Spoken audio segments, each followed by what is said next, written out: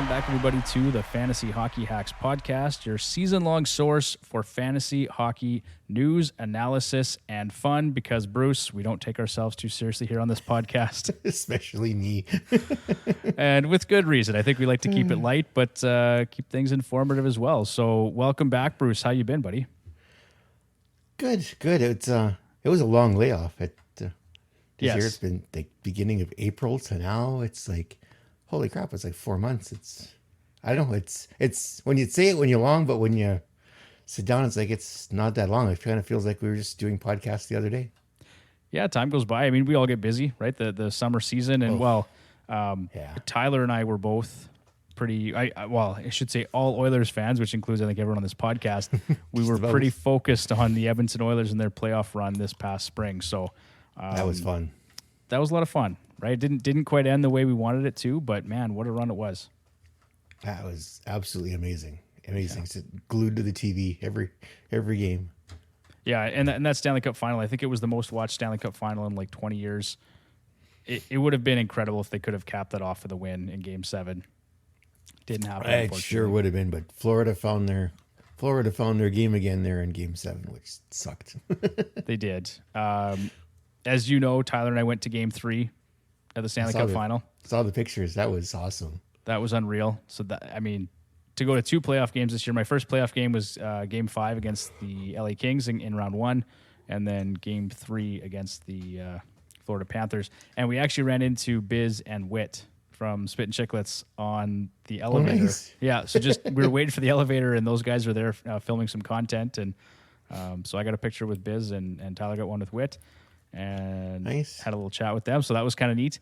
Of course, we'd strive to have an audience like the guys do on Spit and Chicklets, but we're not quite there, Bruce. They've been doing it a little bit longer than us.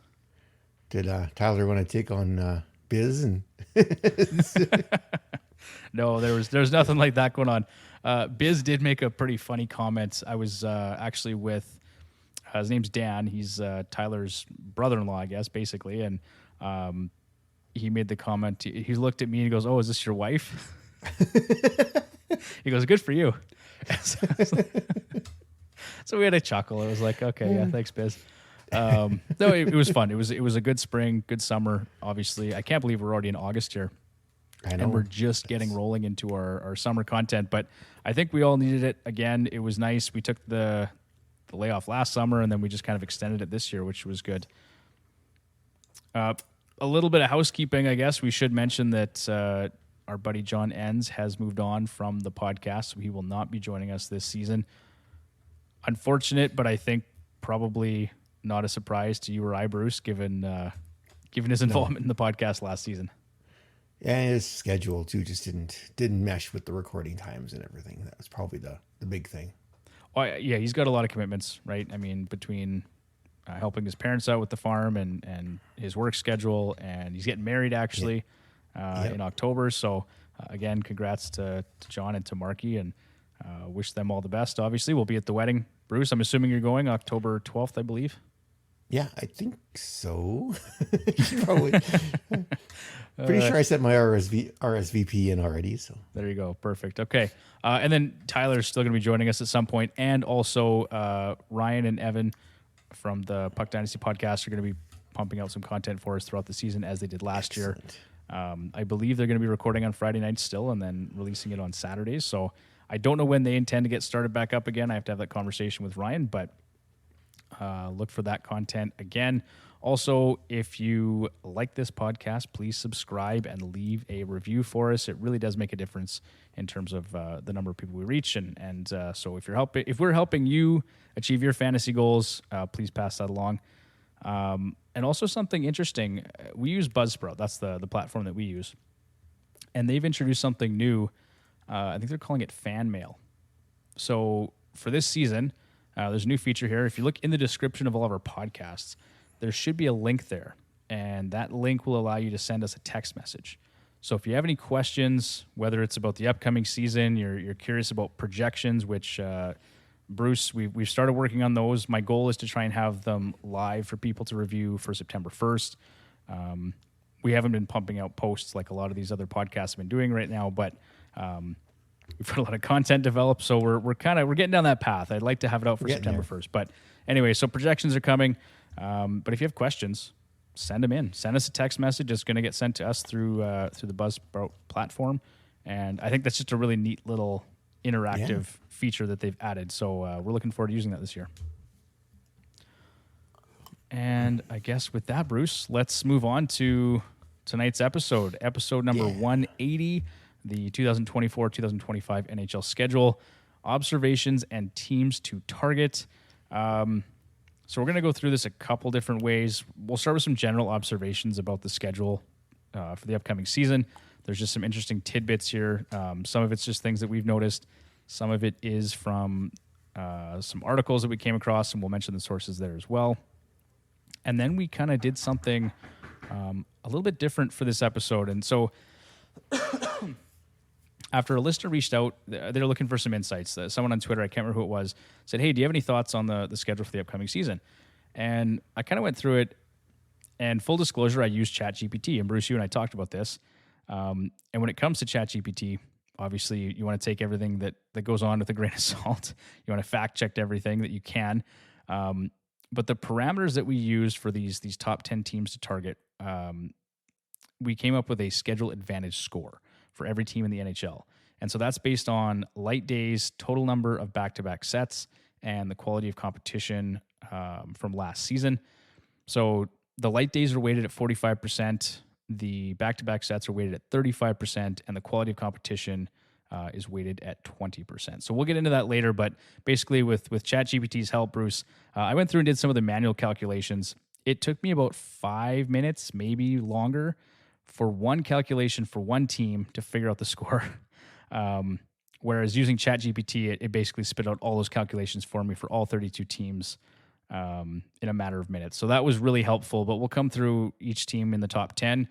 We'll also talk about the top 10 teams in terms of the playoff schedule. So who kind of stuck out from March 24th to April 17th, right at the end of the season.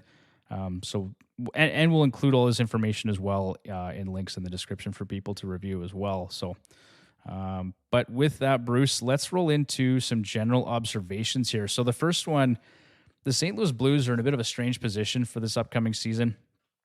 They have got the fewest games played on light days with just 20, but they also have the second fewest back-to-back games played at 10. And it should be noted, this season, 28, I believe, the 32 teams fall in that 10 to 14 back-to-back sets range. So there's one outlier, and that's Winnipeg, but we'll get into that in a bit here. So it's going to be hard to maximize games played with a surplus of Blues players on your roster. Keep that in mind as you're going through and preparing for draft day. But Bruce, I wanted to pose this question to you. With only 10 back-to-back sets, do you dare draft Jordan Binnington again, Bruce? No, I am not drafting Jordan Binnington. Not happening. Just not happening. We've given Bruce a hard time in the past. He's kind of gone back to the well on Jordan Binnington a number of different times, and generally it hasn't worked out for you, Bruce. But I will say Binnington did sport a .918 even strength save percentage last season. That was his best over the past 4 years. So something to keep in mind there if you're feeling a little spicy. The Boston Bruins are in a similar situation with just 21 games played on light days and 10 back-to-back sets next season. With Linus Ullmark gone, Jeremy Swayman was already on fantasy managers' radars. But considering the schedule, I would say Swayman should be a priority on draft day. Boston ranks 18th in our schedule advantage scores and has the 17th longest travel schedule, just shy of 67,000 kilometers. So some things to keep in mind there, Bruce. The Toronto Maple Leafs and the Carolina Hurricanes are tied for the most back-to-back sets next season with 16 each, so expect the backups in those markets to get a reasonable share of the crease. What's your interest level, Bruce, on Pyotr Kochetkov and or whoever's in Toronto right now? I think a couple options there. For Toronto, like you've got Stolarz and Wall are going to be, I think, the two primary ones. I think from what I've read, it sounds like they want it to be Wall's crease and Stolarz is kind of there for when will inevitably gets hurt again, which seems to be his thing, right? He gets injured every so often or however, and I think is a 0G option for either one. I think is going to be good because I don't think either at this point at the beginning of the season either one of them is going to run away with the crease. I think it's probably going to be pretty close to an even split. Yep, for sure. And then we'll kind of see how it goes, and they'll go from there. Whether it's hot hand or injury, we'll see what happens there. And kind of the same thing for Carolina. It's like, is Markstrom? Oh God, I'm jumping ahead. Is Anderson? Are the blood clot issues behind him? It's what's going to happen. So Kochetkov was someone that I'd be interested. Probably, I'm not going to run out and go get him, but as for a later round in that for someone to have, because kind of think too that they'll probably give Anderson the run for a while, but they're not going to want to run him into the ground either. So I think Kochetkov is going to see a fair bit of starts as well throughout the season. Yeah, I think both goaltenders, Stolars and Kochetkov, are going to be nice streaming options for this upcoming season. And with 16 back-to-back sets, they're almost guaranteed 16 plus starts, probably closer to 20 or 25. And in the case of Freddie Anderson, you almost expect that guy to miss some time every season anyway. So I think Kochetkov, he should be in line for a healthy number of starts, great 0G streaming option for next season. So note that's if someone doesn't jump out and take him well ahead of that. Well, and you know what? It could happen, Bruce. Someone could be thinking the exact same way that you and I are, and they're going to draft Kochetkov early. That wouldn't shock any of us. No. But I'm not going to reach for him either based on some what-ifs, right? So, no, it's... but yeah, for 0G, there should be a lot of interesting options this year, I think. Yeah, we've talked with this, and maybe it's a discussion, a longer discussion for another episode, but I've got a lot more time for 0G this year after what happened last year with Shesterkin and Ottinger on my roster. Just not great. The first half of the season for Shesterkin was really rough, and we'll talk about that a little bit here too. Yeah. Mondays, Wednesdays, and Fridays remain the lightest days of the week next season. Probably no shock to anybody there. It's worth noting that more games will take place this season on Fridays and Sundays compared to last year. In 2023-2024, there were 105 games on Fridays and 120 games on Sundays. That number has jumped to 120 and 150 respectively. This matters to our listeners because weekly matchups may not be wrapped up late Saturday night as they have been in the past. Monday, 123 total games, 9% of all games. Wednesday, 108 total games, 8% of all games. And Friday with 120 equals 9% of games this upcoming season. So just a couple things to note there in terms of how you can optimize the schedule. The Dallas Stars have the heaviest travel schedule next season at 91,250 total kilometers, followed by Florida at over 82,000. And it's a big jump, Bruce, from number one Dallas to Florida. It's almost 10,000 additional kilometers. That's a lot of kilometers. Yeah. And this is in kilometers, obviously, because we're in Canada. But I think the post, I think it was BR Open Ice. It was in miles, but we've converted it for our listeners. So, so Florida, then it's Anaheim at 82,000, followed by Edmonton at just over 80,000, and then Utah at 78,000 and change. I've got the link there as well. So the total list of teams and their travel schedules can be found there. That's a lot of kilometers. Yeah, it's not a surprise if you're an Edmonton Oilers fan. You know that team travels a lot. The travel in the Western Conference is generally just difficult. Yeah, because everyone's all spaced out. It's not like in the East where you can hop, play, and then hop back home basically, and you're home in bed at a decent time. Where out west, it just isn't going to happen. No, it's pretty wild out here in the Western Conference. Whereas in the Eastern Conference, they can go from Pittsburgh to Philly, on a train ride, whatever it is, like an hour long, and you're back home. So it's very, very different, no question. I also wanted to go through some of the highlights from a really well-done article from Alexander McLean. He posted over at Dauber Hockey. This is on July 31st. So as I'd already mentioned, 28 teams fall between 10 and 14 back-to-back sets. Winnipeg being the outlier at 8. Toronto and Carolina at 16, as you mentioned. And Montreal also has 15. There are no 5-game weeks and there are no full 7-day weeks with a team having only one game. So in general, the schedule is very uniform all across the board. Anaheim with 41, Chicago 37, and the New York Rangers at 36 have the biggest advantage. In terms of off nights. St. Louis has the least with 20, as we had mentioned previously, with all of San Jose, Columbus, and Boston having 21. Based on last year's winning percentages, Columbus, Chicago, and San Jose have the toughest schedules. That doesn't bode well for the Jackets climbing out of the basement in spite of some moves. The easiest schedules in terms of those winning percentages are apparently Dallas, Edmonton, and Vancouver. We'll take it. November 25th to December 1st has about 20% more games than a usual week, despite no games on Thanksgiving Thursday. 4 busy days, so 11 games or more on Monday, Wednesday, Friday, and Saturday that week. That means a lot of back-to-backs on the Friday and Saturday. There's also a 12-day break in February for the Four Nations tournament. Nashville, Pittsburgh, and St. Louis have 6 games in the 9 games post-break, in the 9 days post-break. Ottawa only has 3 games in those same 9 days. So take that for what it's worth. And then with that, Bruce, let's move on to our top 10 teams to target based on the schedule advantage score that ChatGPT helped us put together. So as I'd mentioned, just one more time, the schedule advantage score was calculated for every team based on the schedule that came out. We looked at light days, which is weighted at 45% and was normalized to a score between 0 and 1. The total number of back-to-back sets was weighted at 35%, and quality competition based on the 2023-2024 season was weighted at 20%. So with that, below are our top 10 teams that fantasy managers are going to want to consider and potentially even prioritize based on the regular season schedule advantage score. Starting with the Winnipeg Jets, they came out with the highest schedule advantage score of .7341, 8 back-to-back sets, and 33 light days, which is 40% of their schedule. 2 words, Bruce.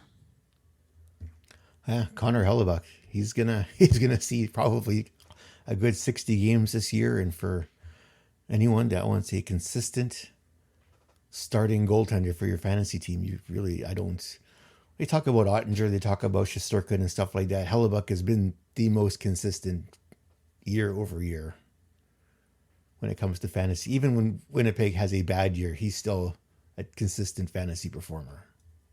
He's been incredible the last 5 years. I don't have his numbers in front of me, but I just know that I've had him multiple times in different leagues. He's been consistent every year, regardless of what the Winnipeg Jets are doing. Yeah. I think he's had maybe one bad season. And bad for him might be like a 905. That was the year I drafted him. I should pull it up because I am curious, but I don't think it was really a bad season. Bad for him maybe, but the team had a terrible season, but his overall numbers weren't as bad, even though the team was terrible that year. Okay, so I said 905. His worst season statistically in terms of save percentage was a 907. That's still league average. Right. So his career average is 917. Last year, 921. The year before, 920, 910, 916, 922. So, I mean, since 2019, you really can't ask for a more consistent netminder for fantasy purposes. No, you sure can't. And that's why he consistently goes early. Absolutely. And then, so just throwing into the mix that Winnipeg appears to have a bit of an advantage in terms of the schedule overall for the regular season. He should be prioritized again, as he typically is. And that's funny. We're not telling anybody anything they don't know here, Bruce, but it's just, it's worth noting. And on top of how good he is already, now he's giving a bit of an edge in terms of the schedule. And one thing I want to preface this with too, Bruce, is that, we kind of went through and checked the numbers. We've done our own due diligence, but obviously do your own due diligence when you're getting ready for your draft. Don't take this as gospel. This is like, if I'm deciding between Connor Hellebuck and Jake Ottinger, this may be just a bit of a tiebreaker, right? To go and say the schedule might be a little bit better for Connor Hellebuck. Yeah. And it depends too what categories you have or what your system is too. So if it's save percentage, goals against, probably Hellebuck's a little better that way. Wins, Dallas probably Ottinger will get a few more wins, possibly, depending on how things like. There's lots of stuff to consider. You got to take into account your league settings when you're doing this too. You can't just blindly take Hellebuck first overall and Yeah. that. No, for sure. Right, Devin. I mean, be selective with your picks. I think I'm going to take a little bit of a different approach this year, but No goalies in the first 2 rounds this year. no, there definitely will not be any goalies probably in the first 5 rounds. I think I'm going to really try and fade goaltenders as much as I can. But like I've said in the past, we've got one league, our home league that we play in. It really does reward solid goaltending, but the problem is that they're so volatile year to year. And Yeah. I thought I was safe. You get Ottinger and Shesterkin, and you're not safe. Like, it's really funny. But anyway, so just given that they've only got 8 back-to-back sets, that is the lowest amount in the league. Kaapo Kähkönen is going to be in play for about 25 games if he's lucky, I'd say, Bruce. Yeah. Yeah, I think he's a solid streaming option. I know a lot of people are going to be sour on him based on his showings in San Jose and New Jersey. But he did post a .908 save percentage with a 2.88 goals against and a .29 goals saved above expected in 65 games with Minnesota from 2019 to 2022. So before moving to San Jose, he was actually, I would say, a reliable backup goaltender. And 2 playing for Winnipeg, they've got a much stronger defensive team in front of him than he will have had in Jersey and San Jose. Yeah, so I think that's a guy that I'm willing to stream again. If you're going 0G, I think Kaapo Kähkönen's a guy that you're going to stream for a few games. Definitely, because New Jersey had lots of offense last year, but they could not keep the puck out of their net. You want to talk about Gabe Vilardi a little bit?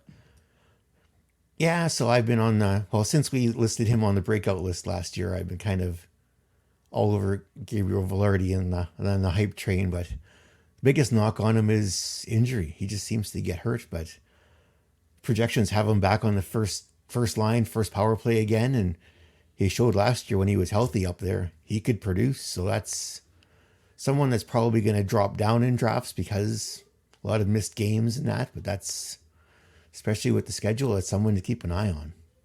Yeah, I love it, Bruce. He's, he probably has gone from our breakout candidate list to now our bounce back candidate list because he still played at a 63-point pace last year. Yeah, and he missed a chunk of the season too. So yeah, I don't remember how much he missed. But well, he only played 47 games last year. So basically half the season. He's a very efficient shooter, though. His 3-year average is almost 18%. His career average is just over 17%. I mean, last year he shot 18.8%, and the best shot rate of his career. He was at 8.8 shots on goal per 60. Not elite shot generation, but a guy that he's putting plenty of pucks on net. And, I mean, again, deployment, line mates, all that stuff looked good. Like a pretty big jump for him, actually. He went from 54.9% power play share in 2022-2023 to 63% this past season. So, under 3 minutes to almost 3.25, just over 3.25. 17 minutes time on ice. I agree, Bruce. Gabe Vilardi is going to be a really nice option and probably someone you're going to get value on based on where you'll get him in the draft. I hope so. That's what I'm hoping for. Yeah, you and I'll be fighting for him, I'm sure, in at least 1 or 2 leagues. Probably. Cole Perfetti was the other guy I think you had mentioned here you want to talk about. So, the thing with Perfetti is with everything that's gone on in the Jets, he's kind of been he was the odd man out last year. He was injured for a time last year, too. And early projections have him on the second line now playing with Ehlers, and I forget who the centerman is on there. So that could be a really effective second line for the Jets. And maybe this is the year that Cole Perfetti steps up and he can start putting up some points. Nemestikov. Vladislav Nemestikov is the center they've got, at least according to Daily Faceoff. And I don't know if he's really a bona fide second line center, but I mean, these pieces are going to move around too, and that's another thing is when you're considering these players, you can never really draft them based too much on where their current line mates are because that's always going to change in season. But Cole Perfetti, I mean, that's a blue chip prospect and a guy that last season played at a 44-point pace. I bug Blake Creamer about this all the time. The Dauber breakout threshold. He doesn't. He said, they've had some hits with that, and I think there's a little bit of truth to what they've proposed there. But he's got 140 games under his belt, so he is approaching that 200 game threshold. Yeah, he'll get there before the end of the season, hopefully, assuming he stays healthy. He started converting on more of his shots last year. If I look at his shot rate here, also went up to 8.8 shots on goal per 60, the best of his career. So I think there's some good things ahead for Cole Perfetti. Sure, look, I hope so, right? Excuse me. Yeah, it looks that way. So the next team here, second schedule advantage, or second overall in terms of schedule advantage score, was the Anaheim Ducks. And Bruce, you joked it's really not a surprise again. The best light day schedule for a number of seasons. Yeah. Oh, you made my comment more. How should we say that? Politically correct. Yeah, I retyped that a little bit, but basically, yeah. I mean, great schedule, lousy team. Their schedule advantage score came out to .7145, which was second overall amongst our rankings. They've got 13 back-to-back sets this year and 41 games on light days, 50% of their total schedule, which always seems to be the case. The NHL loves to put the Ducks on Monday, Wednesday, Friday, Sunday, which for fantasy managers works out just fine. Forwards like Troy Terry, Bruce, Frank Vetrano, Trevor Zegras, Leo Carlson, Cutter Gauthier, they've got a lot of great young prospects up front and on the back end. Definitely. And the nice thing about these guys is you're going to see a lot of these guys are going to be coming. If you are drafting them, it's going to be in the late rounds. Some of them could even be waiver wire pickups, depending on your league settings and how many teams that you have. So look for Zegras to have a bounce back after an injury-plagued season last year. If Vetrano can even somewhat replicate the success he had last year. Terry didn't have a bad season for himself. Hopefully Leo Carlson and Cutter Gauthier don't get the NBA load management tag this season again.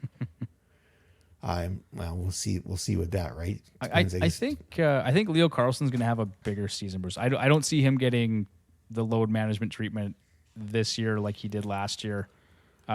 Cutter Gauthier, I mean, who knows? I know if you talk to Ryan, he'll tell you he's one of the best prospects in the NHL right now. So, yeah, really interesting to see what happens to those guys. But these guys will all be available. Well, maybe Terry might go a bit early, but the rest are all going to be available in late rounds or even waiver wire, depending on your league setup. Yeah, I think a guy like Cutter Gauthier, like if it's a redraft league, that he's someone that's going to be under waiver wire, almost guaranteed. Yeah. So keep an eye on him late in the early in the season or late in your draft. Because if he starts hot, he will go quickly. He will. And then on the back end, you got to keep an eye on Pavel Mintyukov and Olin Zellweger as being fantasy relevant options as well. See which one ends up with power play one out of the gate, because it's kind of a toss up between the two who's going to get. It is, yeah. I mean, it's hard to say because Cam Fowler's still there, and if you look on Daily Faceoff, they've got him sitting on the first power play unit, and I believe last year that was still his power play to run. Ugh. Which to say to that it's not great. I mean, for as much as we kind of rip on Cam Fowler, 39-point pace, 48-point pace, 45-point pace, 34-40, like he's in terms of points, he's actually done just fine. I mean, the shot rate is not great, and he's not throwing a pile of hits either. Like the category coverage isn't great, but big minutes. He's been over 24 minutes between 24-10 and 24-25 the last 3 seasons. So big minutes, 50-55% power play share. That's another guy, even just as a streamer, probably makes a little bit of sense. Yeah, definitely, because those off nights, right? You need a player for those off nights, and they're going to play them. So now we've got a team that's maybe on the rise here a little bit, Bruce, and a great schedule, right? Not a ton of back-to-backs, lots of light days. What's your interest level in John Gibson and or Lucas Dostal for next year? I actually have more interest in Dostal than I do Gibson. I think Gibson's going to start the season, and then I think it's just going to go downhill from there for Gibson. Heck of a goalie, but the team in front of him really isn't. Yeah, they've got younger, more offensive punch, but I just don't know if they can keep the puck out of the net. And based on what I saw last year, I think Dostal has done a better job of keeping the puck out of the net than Gibson has. Gibson starts hot at the beginning of the season, but then he's been beaten to death by Michelin by about November, December, and then he's just done, and that's when Dostal gets more of his starts in that. So I don't know if we'll see a repeat of that this year, but I've got more interest in Dostal than I do actually Gibson. Yeah, and I think that's totally fair to say, Bruce. I'm just looking at his numbers for John Gibson. He has not been good for the past 5 seasons. Like he hasn't been elite since 2018, 2019. He was a fantastic goaltender from 2013 to 2019. And after that, he's just kind of fallen off a cliff. His numbers are ugly. So even as a streaming option, I don't have a ton of interest, but matchup dependent, maybe I'm grabbing John Gibson as a streamer and for sure Lucas Dostal when he's available. Yeah. Well, when did they start dismantling that team? Was it 2018 or 2019, wasn't it, when they started dismantling the Ducks? Well, I'm sure, and that would coincide with his numbers, right? So yeah, because if you don't have anyone that can defend, you're not gonna do well. You could be the best goalie on the planet if everyone in front of you is just whiffing. It's not gonna make any difference. No, and by comparison, Lucas Dostal has had a .901 save percentage or better in each of the past 3 seasons. So despite being just an awful franchise on the ice, Dostal has made out just fine. So I think, that, and again, that's one of those things where if you're getting pelted with shots, you're going to collect some fantasy points. And as long as he doesn't let too many in, Lucas Dostal might be a really nice option. Youth and experience. If you can survive on the Ducks, you can survive anywhere. Because he will, dear God, you'll be seeing them in his sleep. Like, yikes. So there you go. But there is some fantasy assets to be had there in Anaheim, and the schedule looks good. Number 3 here is the Vancouver Canucks. Schedule advantage score of .7098, which is 3rd overall. They've got 10 back-to-back sets this upcoming season, 35 games on light days, 43%. The big question, Bruce, that you pose is how many games will Thatcher Demko play in 2024-2025? Yeah, that's exactly it, right? He's missed, he played 51 games, but he missed a ton due to injuries. I can't specifically remember what they were now, but he missed the entire playoffs with an injury as well. And you just have to wonder. I know there was lots of talk in social media and stuff like that Vancouver should trade him while they still can. Afraid that I think, was it his knee or his... Well, I thought it was a hip issue, Bruce. I could be wrong, but I know... Because I know knee was knee the season before. Well, but he's had injury issues, right? Call it lower body, Bruce. Lower body injury. Yeah, lower body injuries. And I'm gonna butcher this poor kid's name. Shelovs. Archer Shelovs. Shelovs. I'm still gonna butcher that. At least according to the broadcast. So we'll go with Shelovs. I wouldn't guess that either, but that's what I've been told. So. And he played really well in a tough situation because the Canucks couldn't seem to score against Nashville or in the playoffs. The kid played great, so I think he's going to get I'm hoping that he's going to get a bit of a run here so that Demko doesn't have to be that 60, 65 start guy. They can ease him into it, give him some rest, and so that they can keep him for the playoffs, because when he plays and he's not injured, he's lights out. Like, he's an amazing goaltender, but he's got to stay healthy. One thing about Shelovs that I want to mention this, because for anyone who maybe is just looking at the numbers, the raw data, Shelovs posted a 2.91 goals against average and an .898 save percentage in 10 playoff contests. Those aren't groundbreaking numbers, right? So on the surface, it looks pretty ugly, but you really have to consider that a 7-game series against the Oilers obviously skewed those numbers quite a bit. And he was under siege at times when they were playing the Oilers. Yeah, so, I mean, by no fault of his own, I mean, he played fantastic, and I think we all know that, having watched the series. But if you weren't following it closely last year, he's not going to look that great on paper. But consider that he posted a 2-1-0 record against Nashville with a 1.70 goals against and a .938 save percentage. So I think he was key in them moving on in that first round series. Yeah. And then he kept them in games with Edmonton. And I think watching it as an Oilers fan, we all kind of said the expectation for us was Edmonton should move on. Like there was obvious, like I don't say that confidently, but it was like we felt that Edmonton should move on in the second round with Shilov's in goal. If it was Demko, a healthy Demko, I think it's maybe a different story, right? Yeah. But you look at Shilov's numbers there, even for the Oilers series, if that would have been any other goalie outside of maybe him and Demko, they would have been a lot worse. He made some amazing saves to keep Vancouver in it. Amazing. Yeah. So those numbers could have been a hell of a lot worse. So we'll tip our cap to Archer's Shilovs. Pretty nice coming out party for him last spring. That being said, he should be a nice streaming option. Should be a nice streaming option for fantasy this year for Vancouver on their back-to-backs or off nights or whenever they choose to play him. He should be, I guess, too, depending on, well, I don't know, the way he played against Edmonton there, I would almost think that you could be pretty comfortable playing him against just about any team. Yeah, I mean, it's unfortunate, not a ton of back-to-backs for the Vancouver Canucks, so he may be limited in his action when you consider that. But to your point, Bruce, I think that they want him to play more games. They feel confident in him playing more games, and they want to keep Demko fresh and healthy for the playoffs. So I do think he'll get more games. Maybe he does play 35 games next year. Be good for the kid. To be a nice one.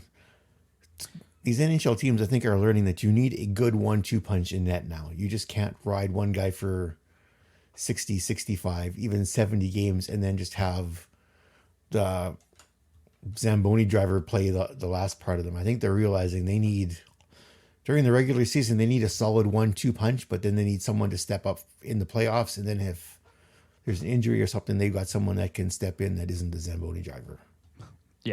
Yeah, for sure. And saying all this too, Bruce, I'm not totally convinced that Vancouver got better in the offseason. They signed Vincent Desharnais from the Oilers to play on their third pairing. And you know what? I loved Desharnais when he was in Edmonton. Great character guy. Played really well. Like when he was asked to elevate his game, I think he really did. But I'm not sure that losing Zadorov and bringing in Desharnais is a major defense better. And then you lose Lindholm as well up front. So now you've got JT Miller, Elias Pettersson, and then Teddy Bluger down the middle. They signed Daniel Sprong, which I think he's got some really nice underlying metrics, advanced analytics, efficient player. Jake DeBrusk is probably going to come in and score 30 goals. Yeah. But I'm not totally convinced this team is better than it was in the playoffs this past spring. Yeah, I'm kind of like you. I love Vinny too, but I don't know, if I compare him and Zadorov, I'm still taking Zadorov. Zadorov's got the experience. He's played in Colorado, right? Played with Calgary. He's got the experience. Desharnais, all he's seen is Oilers. Yeah, I think so. It's a little more offense to his game too. Like he had 20 points, 6 goals. Like in 2022, 2023, he had 14 goals for Calgary. So he's got the ability. He's a hits monster, a lot of PIMs. Like there's lots to like about Zadorov. As an Oilers fan, of course, you hated him, but you had to love his whole. I don't know if it was tongue in cheek, but just he was not afraid to say whatever he wanted during interviews, no matter to stir up anything. He wasn't different. I think that's why everybody likes him, right?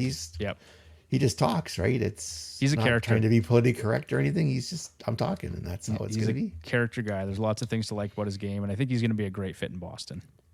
He sure is. That is the defenseman that Boston loves. He's going to do very well there. Well, they're already calling him Big Z over there. Oh. I mean, he told them not to. He told them not to. I think he told them to. Yeah. Don't call me Big Z. But that's reserved. That's one's reserved already. It is for sure. They could call him Little Z. Call him Little Z. Yeah, he's not so little. It's funnier that way, I guess. Exactly right. A good play on words. Call him Little Z. Little Z. All right, Bruce. Little Z. Let's move on to the Chicago Blackhawks here. They were our 4th team in terms of the schedule advantage score at .6932. 12 back-to-back sets, 37 games on light days, which is 45% of their schedule. They're going to be better with some new additions. The question, though, Bruce, is how much? What do you think? They're going to be a bit better. I like the fact that they went out and got Brisbois to help in net. Agreed. I think Soderblom is probably a good. He's going to be a good future goaltender, I think, possibly for them. But for right now, they need someone that, if Mrazek has another one of his annual groin injuries, they need someone that's going to come in and make some stops. And Brossoit definitely can do that. He's got lots of experience. He's got a Stanley Cup for crying out loud. So it's There's lots to like about Laurent Brossoit. I think he's been a really solid journeyman goaltender throughout his career. Unfortunate Edmonton couldn't have held on to him when he was here. I know it's tough. Yeah, exactly. It was a tough place for any goaltender to play, but yeah, he's been great. Yeah, gotta love LB. Yeah, I think I like Teravainen back in Chicago. Teravainen, Bertuzzi, there's going to be lots of opportunity here. Taylor Hall's coming back from injury as well. Yep. Like there's going to be lots of opportunity here for lots of players. They brought in Mikheyev as well. Yeah, the fight is going to be who gets to play with Bedard. That's going to be the internal battle. Who's going to the fight to get to play on the same line as Bedard. Yeah, I mean, I'd love to see more Taylor Hall with Bedard, but I mean, who knows? I think at this point, Tyler Bertuzzi may be just as capable, and he's got a bit more grit to his game. So I think if someone needs to stand up for Connor Bedard, it's more likely that Tyler Bertuzzi is going to be the guy to do it. Yeah. And then the other question, Bruce, was who's going to end up on power play one there. I mean, it appears to be Seth Jones still, and I think based on his contract, you still have to find a way to make that work. But Kevin Korchinski, no question, is the quarterback on that power play, in the near future.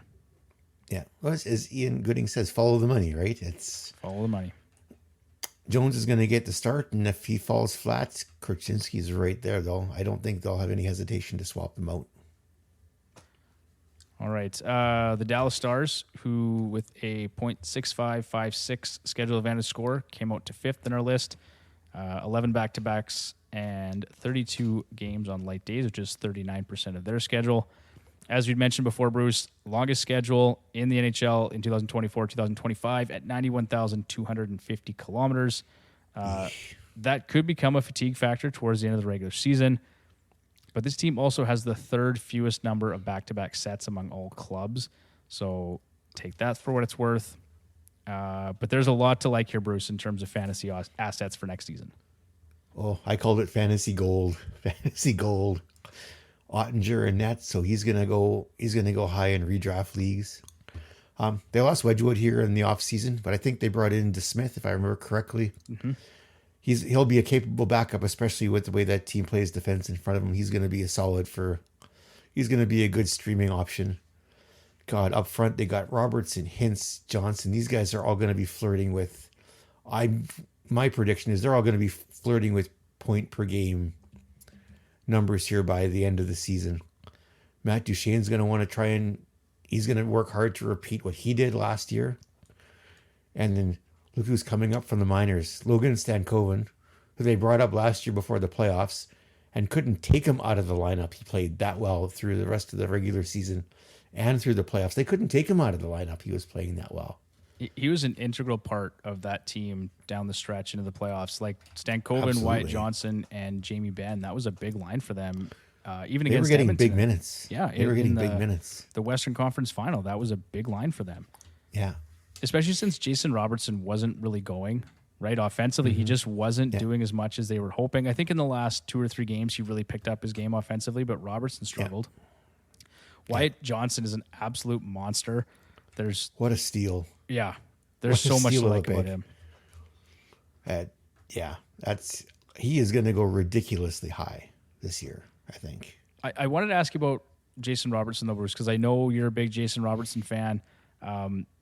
It seems like this last year, though, was definitely a bit of a letdown. Like, I think a lot of fantasy managers got burned, took him too high, because after 46 goals and 109 points in 22-23, he took a step back to 29 goals and 80 points, which is still a respectable season. But the one thing that concerns me is that his shot rate went down from 12.2 shots on goal per 60 to 9.2.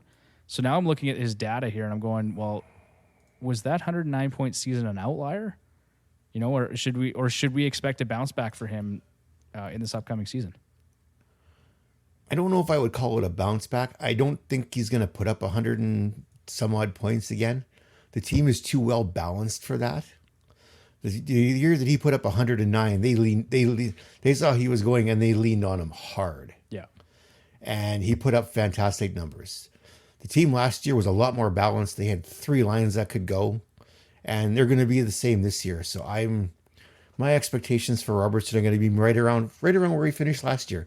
80, 82 points, like a point per game. That's where I see Robertson going forward. Yep. If he can hit 100 points again, that would be amazing. But there's too much balance on this team, I think, for him to get there. Well, that's a great point, Bruce. And looking at the power play specifically, his time on the power play dropped from 319 to 246. And that was basically the difference in his total time on ice from 22-23 to last year. So, and his point totals. He went from 41 power play points to 28. So he made hay on the power play. Yeah, that made a big difference in terms of his total offensive production.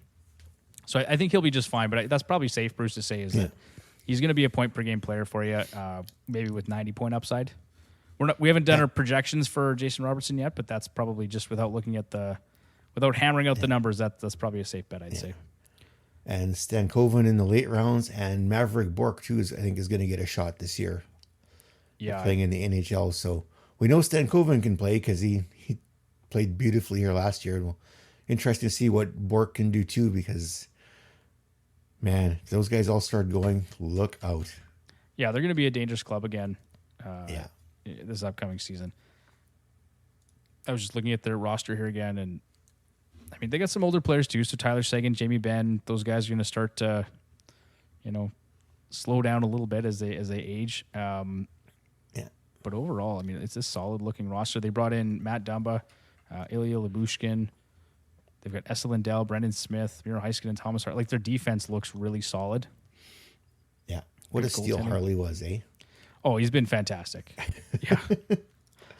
Him and Heiskanen got Heiskanen on power play 1 and Harley on power play 2. Or even for a change of pace, flip them around, and oh man, like I said, fantasy gold. That's what this team is going to be. Like, you got scorers on every line, and oh boy, I like the fact that they picked up Dumba and Lyubushkin too. I've always been a fan of Dumba. He's taken a lot of heat from Minnesota and stuff like that because after his injury, but I don't know. I always liked him. Yeah, I remember following him at the World Juniors, and he was a fun player to watch back then. And then he had some pretty good seasons in Minnesota, and he was never the same after that pectoral injury. And just curious to see how things pan out for him. But yeah, Thomas Harley, Bruce, what a steal for a lot of fantasy managers last year. 47 points, 15 goals, me included.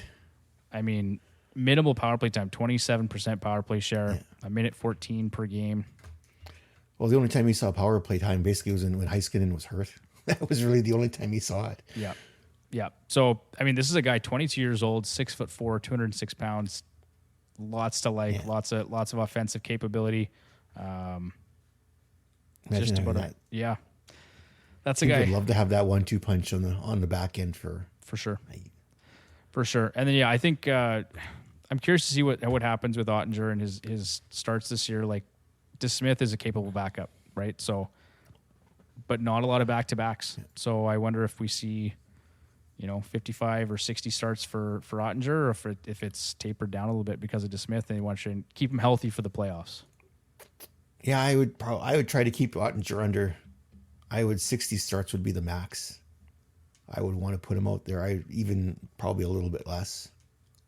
He's been pretty consistent the last 2 years. So 62 games, 54 games, 37 wins, 35 wins. But again, like I said, the save percentage was down this past year, 2.72 goals against average as well. So, like, you look at the team that's going to be in front of these two guys. Like, it's yeah. DeSmith's going to be another one of those where you shouldn't have any issues streaming when he's in net. For sure, should be another one that you should have no hesitation picking up, pretty much no matter what the team. All right, Bruce. Next up, probably the worst name in all of professional sports, the Utah Hockey Club. I know they're doing this just because they want to redesign everything and sell new jerseys next year, but it's awful. It's terrible. I hate it. Schedule advantage score.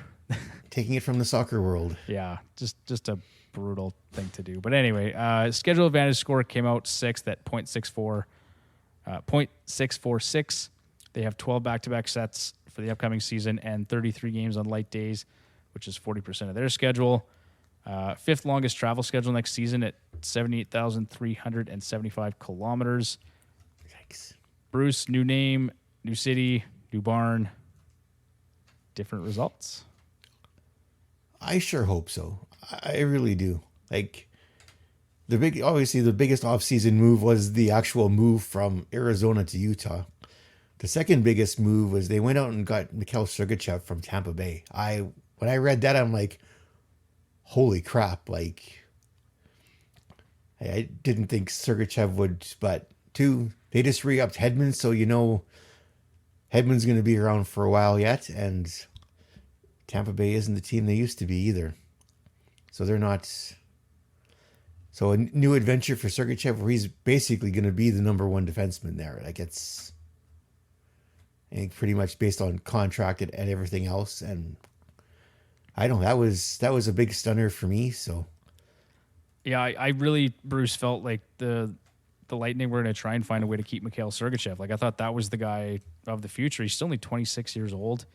yeah, When he was given the reins in 22-23, he had 10 goals and 54 assists, 64 points, 27 power play points. Like he's shown if he's given the time on the power play, he can make it work. I'm wondering if the injuries had them concerned. I'm sure that was part of it. And Victor Hedman's a monster, and he's such a great defenseman. Yeah. It's really hard to move on from Victor Hedman in any capacity, right? And Tampa got a decent haul for him too. Like it wasn't like they gave him away. They got a decent amount of stuff for him too. So that probably helped a little bit too. They can restock the cupboards a bit because they literally had no draft picks. Yeah, I thought the whole summer for Tampa was a little bit weird with Steven Stamkos and Sergachev and just like they had to make moves. I understand it, but I don't know. I mean, they brought in Gensel, which is great, but is he going to be significantly better than Steven Stamkos right now? Maybe in the next couple of years, sure. As age becomes more of a factor, but I don't know. Yeah, The other thing, Stamkos thing. Oh, sorry. no, go ahead, Bruce. I gotta take. Yeah, Bruce is going to take a timeout here quick, so I'll let Bruce do that. Yeah, anyway, so we'll get back to the Utah Hockey Club here. Between the pipes, it was pretty close to a 50-50 split for most of this season between Connor Ingram and Karel Vejmelka. But Connor Ingram was one of the fantasy steals of the season last year. Absolutely brilliant for the first half of the season. 15-8-0 record, a 2.51 goals against average, a 919 save percentage, 5 shutouts, and an 11.87 goals saved above average. Outside of a poor, so Connor Ingram was great. He was one of the 0G options of last season. Great numbers. They've made some improvements. I think that the owner has stated in Utah that he's pretty focused on improving this team in a hurry. And they've got a lot of good pieces in now Utah, formerly Arizona. But, I think there's some guys like Barrett Hayton. That's one that is going to take a step forward this year. Like I have talked with, I think it was Blake Creamer and I did an episode last summer talking about breakouts, and Barrett Hayton was one of the guys that I thought was going to have a really good season, was going to have a breakout season playing with Clayton Keller and Nick Schmaltz. Didn't come to fruition. But looking at it now, I think, how can you not produce offensively playing with guys like Clayton Keller and Nick Schmaltz? And, they've got Krause and Cooley and Dylan Gunther. I think Dylan Gunther's going to have a good season. Josh Stone showed in small samples that he can be a capable fantasy asset. So lots to like there. The defense looks solid. Mikhail Sergachev, Sean Durzi, Valimaki, Michael Kessel, Ring. It's like lots to like there in Utah. So I'm just really curious to see how that plays out. But in terms of goaltending, I mean, Connor Ingram has been great, and Vejmelka has shown in the past that he can be capable as well. So some things to like there in terms of the schedule for Utah. The next team up here is the Detroit Red Wings, who had a schedule advantage score of .6364. They were 7th overall in the rankings, 11 back-to-back sets, and 30 games on light days, or 36% of their schedule. We've been joking, Bruce and I, about this. How many goalies does it take to stop a puck in Detroit? Well, unless something major happens between now and the start of the season, it looks like they're gonna begin the campaign with a three-headed monster in Cam Talbot, Alex Lyon, and Ville Husso. And then you've also got Jack Campbell sitting there as well. I thought that was a really strange offseason move to bring in Jack Campbell. I know he came in on the cheap, but you've already got Talbot, Lyon, and Husso. So why did you bring in Jack Campbell? I'm not quite sure. Cam Talbot has been the most prolific of the bunch with a record of 76, 46, and 12, 7 shutouts, a 269 goals against average, and a 909 save percentage, as well as a 16 goals saved above average over the past 3 seasons.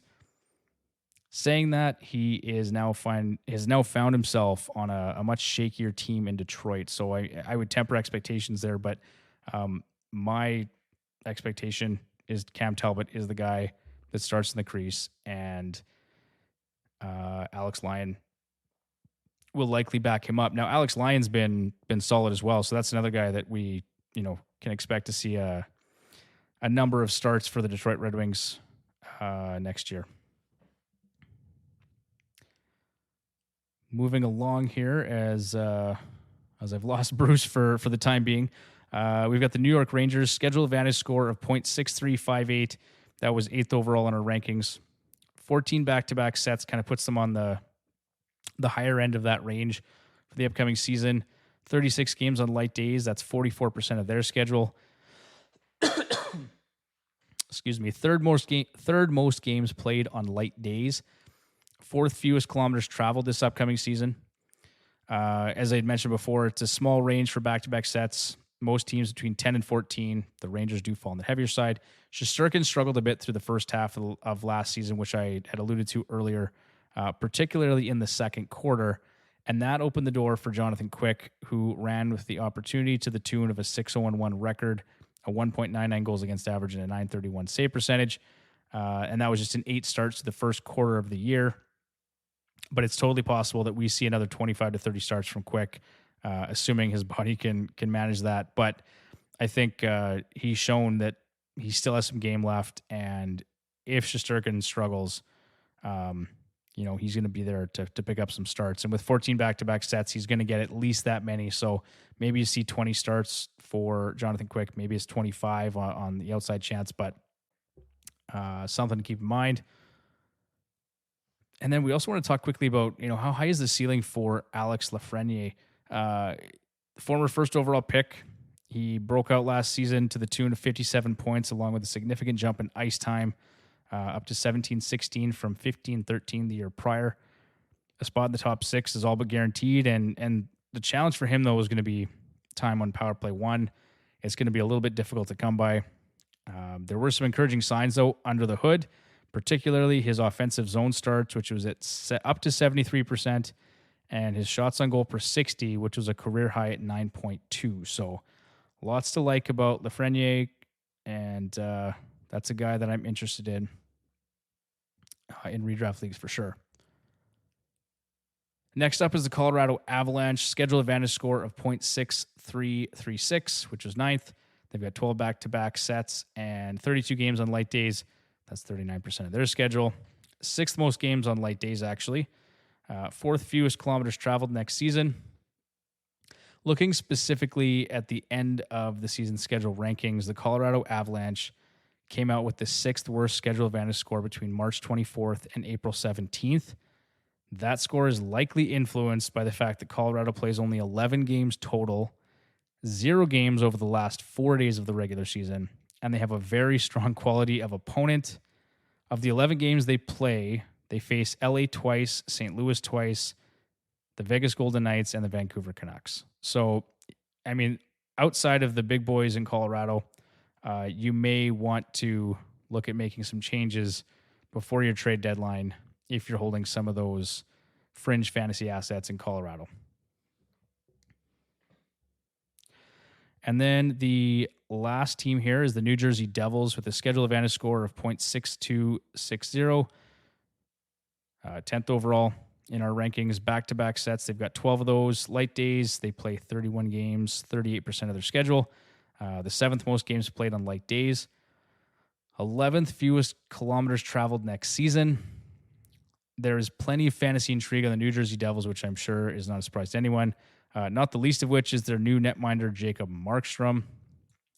I think the last 2 seasons in Calgary were anything but smooth for Markstrom, but I am optimistic that a change of scenery can do him some good. The 12 back-to-back sets are on the lower end of that scale that we talked about, and a journeyman backup like Jake Allen doesn't prove much of a threat to the crease for Markstrom. So that's a guy that I think has some bounce-back potential, and looking at the schedule, definitely makes some sense. New Jersey has the 16th rated schedule advantage score over the final few weeks of the season, but 9 of their final 11 games are against teams that are going to be in the playoff hunt or are going to clinch playoff spots. So they've got matchups against Vancouver, Winnipeg, Minnesota twice, the New York Rangers, Boston twice, Pittsburgh, and the Islanders. So it's definitely a tough stretch for the Devils at the end of the season there. Maybe look to make some changes. If you can flip Markstrom at the deadline, maybe look to do it. Or if you're going 0G, great, forget about him. But just something to note as you move into next season and the draft.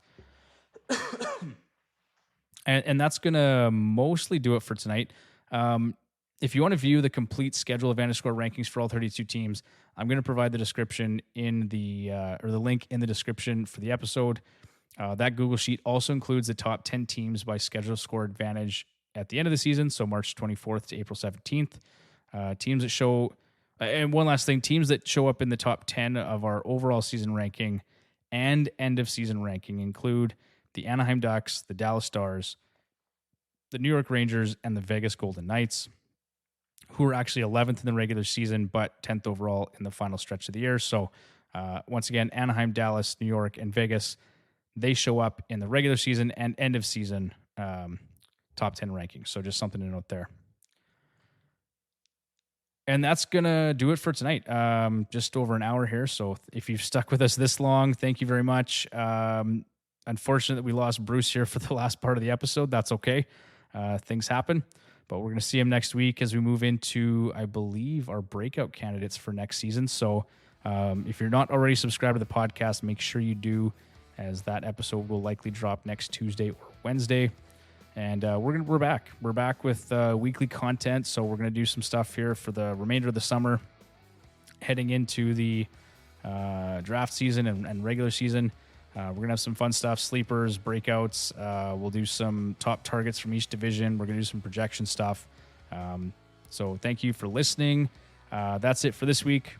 You can find us on Twitter or X at FHHacks and on Instagram at Fantasy Hockey Hacks. And we're also going to try and do some more with our YouTube channel this year. So very likely starting with the regular season, we're going to have some more video content. So if you want to, get ahead of that, maybe give us a subscribe on the YouTube channel. And that's going to do it for this week. So thank you very much. Take care, everybody.